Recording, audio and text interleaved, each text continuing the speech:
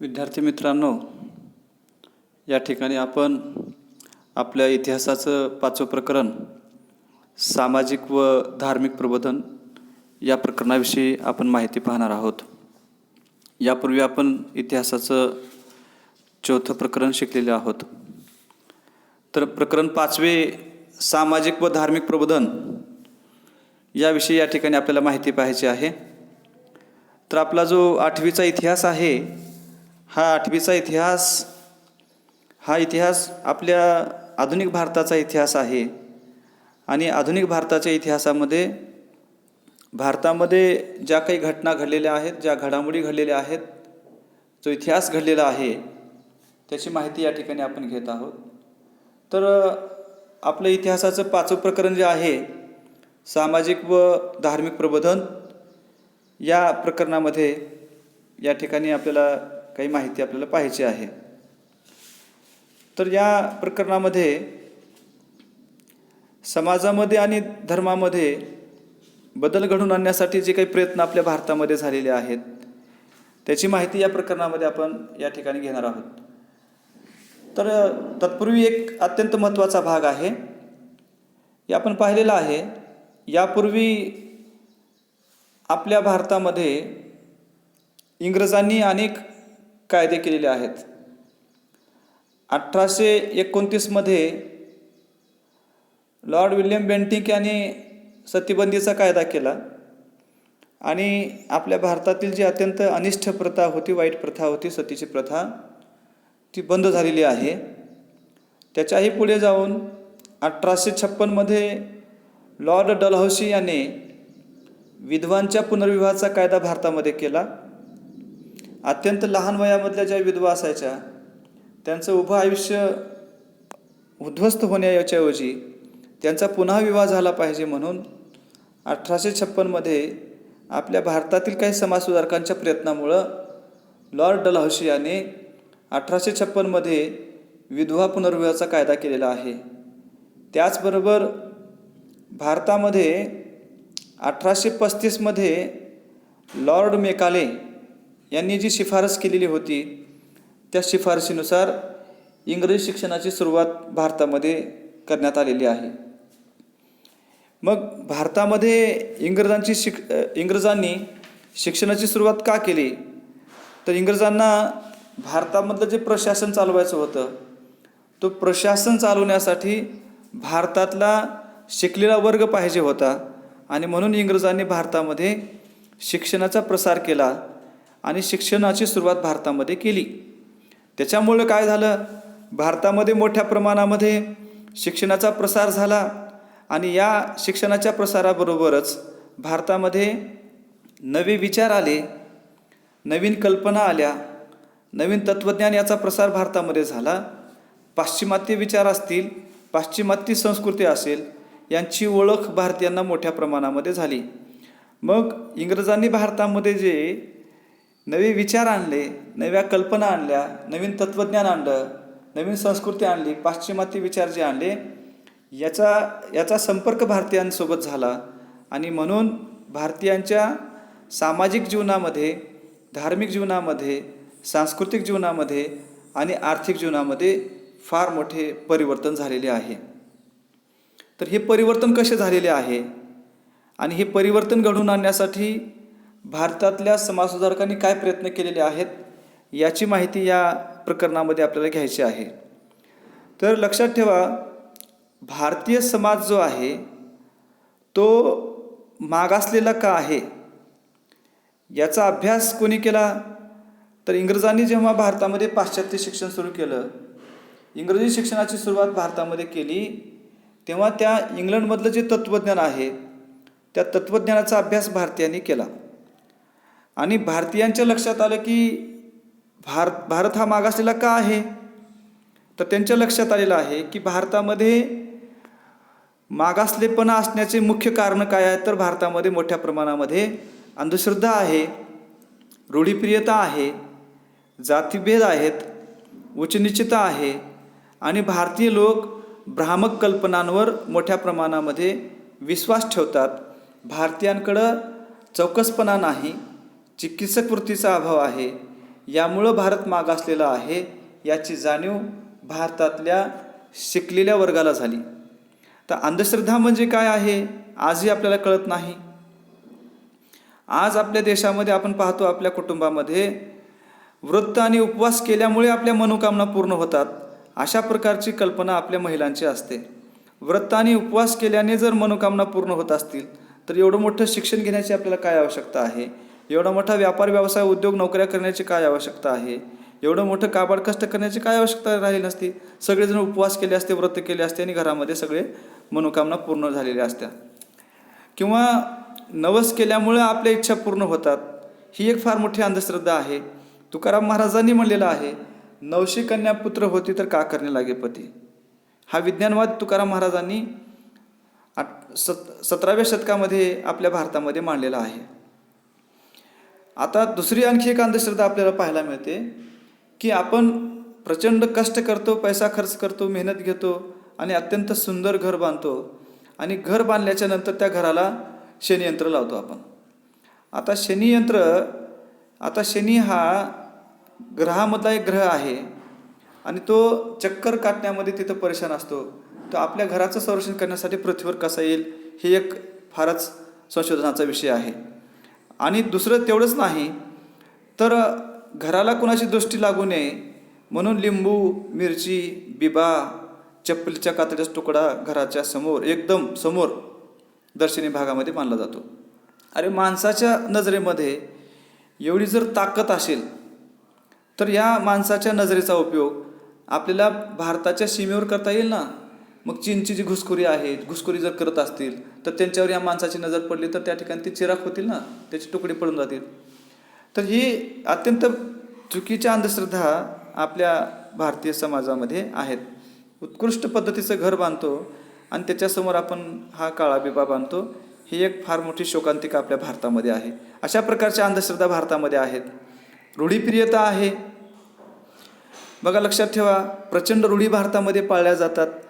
त्या रूढीचा इतिहास काय आहे, त्याच्या मागचं कारण काय आहे, कार्य काय आहे याची माहिती न घेता आपल्या भारतामध्ये मोठ्या प्रमाणामध्ये बऱ्याचशा रूढी अंधपणाने पाळल्या जातात. म्हणून आपला भारत देश मागासलेला आहे.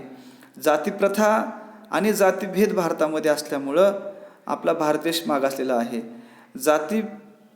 जाती या प्राण्यामध्ये असतात, माणसामध्ये अजिबात नसतात. जसं की आपण पाहतो की सिंहाची जात वेगळी असते, हरणाची जात वेगळी असते. त्याचबरोबर वेगवेगळे जे प्राणी असतात, कोल्हा असेल, ससा असेल, बैल असतील, गाय असतील, ह्या सगळ्या प्राण्याच्या वेगवेगळ्या जाती असतात. आता गाय म्हणल्यानंतर ती वेगळी गायी आपल्याला दिसतात, त्याच्यामध्ये सिंह त्याच्यामध्ये येऊ शकत नाहीत. म्हणजे प्राण्याच्या वेगवेगळ्या जाती असतात. सिंहाची जात वेगळी, गायीची जात वेगळी, म्हशीची जात वेगळी. ते माणूस हा इथून तिथून सारखाच असतो. मग माणसामध्ये जाती कुठल्या आल्या? तर लक्षात ठेवा, जाती या प्राण्यामध्ये असतात, माणसामध्ये नसतात. तर माणसामध्ये प्राण्यामधील जातीची निर्मिती करून माणसाला जनावरं करण्याचं काम या काही विशिष्ट लोकांनी केलेलं आहे. विशिष्ट लोकांनी त्यांचा स्वार्थ साध्य करण्यासाठी भारतामध्ये जाती परंपरा निर्माण केली आणि म्हणून भारत हा मागासलेला आहे. भारतामध्ये प्रचंड उच्च नीतीचे भेद आहेत. काही जाती उच्च तर काही जाती कनिष्ठ मानल्या जातात. भ्रामक कल्पना आपल्या भारतामध्ये आहेत. स्वर्ग असतो, नरक असतो, या भ्रामक कल्पना आपल्या भारतामध्ये आहेत. जर स्वर्ग असता आणि नरक असता तर आमचं जे यान आहे ते यान मंगळापर्यंत पोहोचलं आहे, मग त्या यानाला धडक लागली नाही त्या स्वर्गाची. स्वर्ग कुठं आहे? मग स्वर्गामध्ये आपलं यान गेलेलं नाही. म्हणजे स्वर्ग आणि नरकाची भीती दाखवून आमचं फार मोठ्या स्वरूपात शोषण या ठिकाणी केलं जातं आहे. अशा पद्धतीनं लक्षात ठेवा, आमच्यामध्ये चिकित्सकपणा नाही, चौकसपणा नाही. चिकित्सकपणा आमच्यामध्ये असला पाहिजे. चिकित्सकपणा आमच्यामध्ये नाही, चौकसपणा नाही. आता न्यूटनमध्ये चौकसपणा होता. झाडावर जे फळ आहे ते फळ खालीच का पडतं याचा चौकसपणा त्यांनी केला. चौकशी केल्याच्या नंतर त्याच्या लक्षात आलं की या पृथ्वीमध्ये गुरुत्वाकर्षण शक्ती आहे. हा चौकसपणा आमच्यामध्ये नाही, त्याच्यामुळं आम्ही मागासलेले आहोत. चिकित्सक वृत्ती नाही. गाडगेबाबांचं चिकित्सक वृत्तीचं उदाहरण आहे. आपण गाडगेबाबाचा इतिहास जर वाचला, आपण त्यांचं चरित्र जर वाचलं तर चिकित्सक वृत्ती कशी असावी माणसामध्ये हे आपल्या लक्षात येईल. तर अशा पद्धतीने माणसामध्ये, आपल्या समाजामध्ये अनेक अंधश्रद्धा आहेत, रूढीप्रियता आहे, जातीभेद आहेत, उच्चनीचता आहे, अनेक भ्रामक कल्पना आणि चौकस चिकित्सकवृत्तीचा अभाव आहे.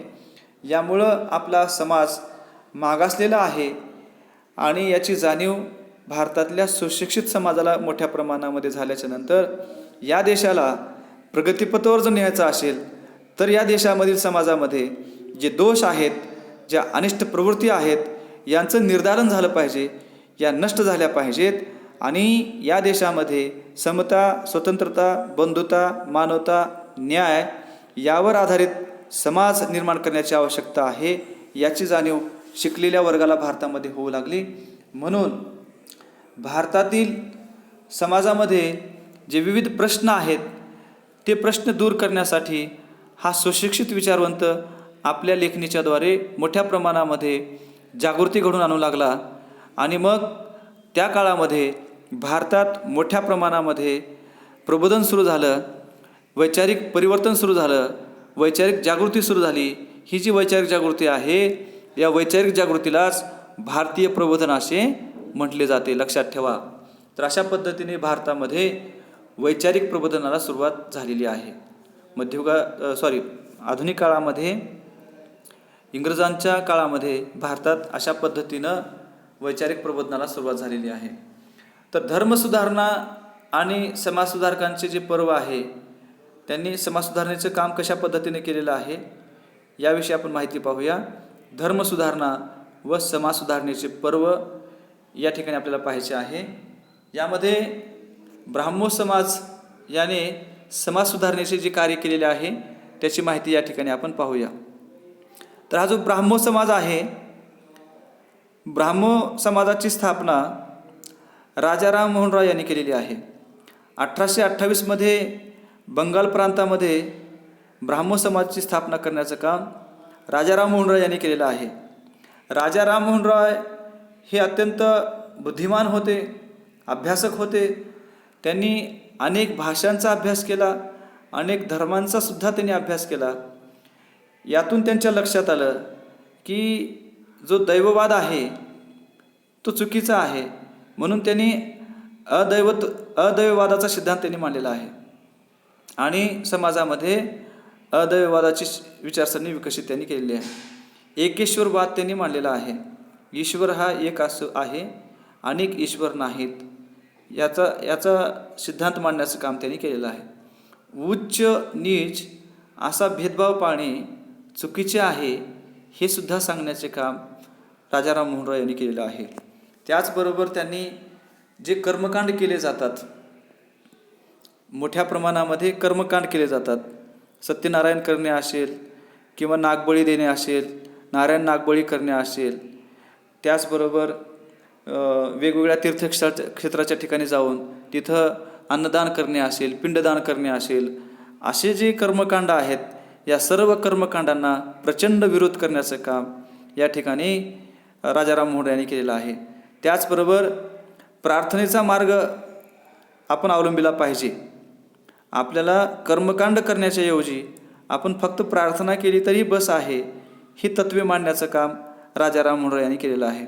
राजाराम मोहन रॉय यांनी भारतामध्ये जी सतीप्रथा आहे त्या सतीप्रथेला कडाडून त्यांनी विरोध केलेला आहे.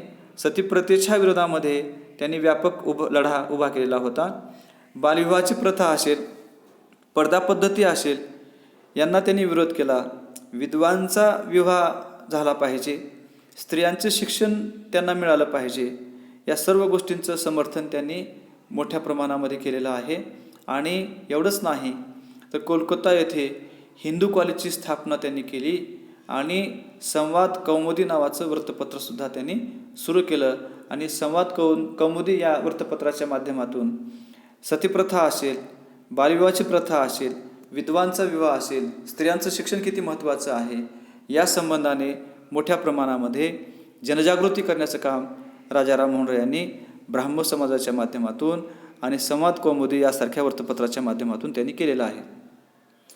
दुसरी महत्त्वाची गोष्ट आहे, धर्मसुधारणा व समाजसुधारणेचे पर्व जेव्हा भारतामध्ये सुरू होतं त्या काळामध्ये प्रार्थना समाजाची सुद्धा या ठिकाणी स्थापना झालेली आहे. प्रार्थना समाजाच्या कार्याची माहिती आपण उद्याच्या तासामध्ये पाहू.